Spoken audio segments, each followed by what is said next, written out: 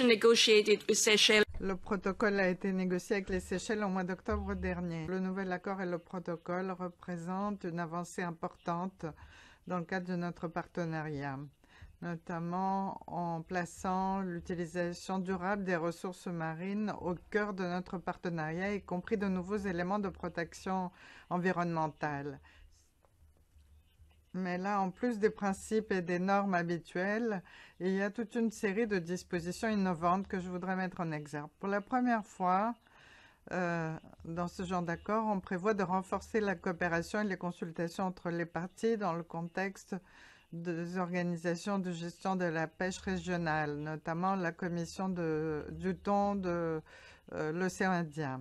Et il s'agit aussi d'améliorer le respect des obligations qui découlent de ces organisations régionales. Et on parle aussi de la coopération scientifique qui doivent être renforcées pour l'acquisition, l'analyse et la transmission des données scientifiques. Le nouveau protocole prévoit des exigences renforcées pour le contrôle et la surveillance des autorités de pêche, grâce notamment aux enregistrements électroniques et au système de rapport. Madame Rose, qu'est-ce que vous en pensez? Qu'est-ce que vous nous en dites? Si mon micro marche. Alors, ce que j'en dis, c'est que l'accord avec les Seychelles est un accord très important et c'est un accord principal au niveau des pêches thonières pour l'océan Indien. Le Parlement doit jouer pleinement son rôle de contrôle de cet accord et de la conformité de cet accord avec la PCP, mais aussi avec les résolutions votées par le Parlement lors du mandat précédent. C'est ce que je ferai et j'y veillerai en tant que rapporteure. Un premier point, quant aux pêches artisanales et locales, les pêches locales aux Seychelles sont très développées et surtout au niveau de la pêche au thon. C'est d'ailleurs une clé quant à la sécurité alimentaire des Seychelles. Donc il est important d'écouter le secteur séchellois, vous en avez parlé, mais nous avons reçu l'année dernière un représentant des pêches séchelloises qui nous a dit qu'il n'avait pas été associé aux négociations. Donc les organisations demandaient par exemple une réduction de la capacité de pêche. Donc je voudrais savoir si au niveau de ce nouveau protocole, est-ce que ça va être le cas?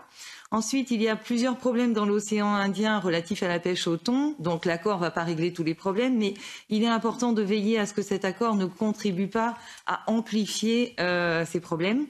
Ensuite, un point important par rapport aux DCP.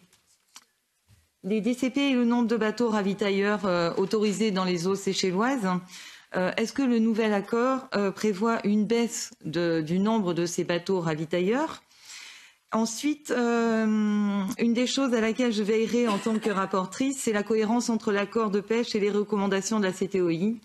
Les rapports du comité scientifique de la CTOI montrent notamment la surpêche du thon jaune.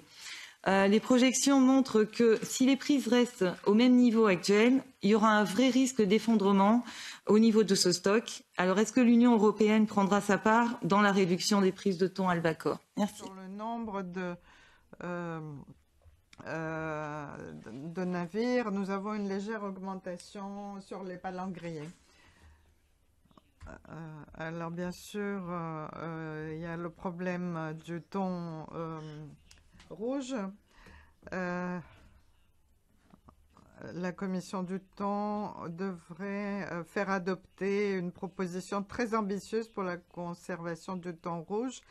Et nous avons un système qui prévoit des limites de pêche pour certains des membres, mais pas pour tous les membres, ce qui est problématique. Nous essayons de respecter ces limites, mais d'autres continuent à renforcer leurs efforts de pêche. Donc, nous allons continuer à formuler des propositions ambitieuses au-delà du thon rouge, du thon albacore.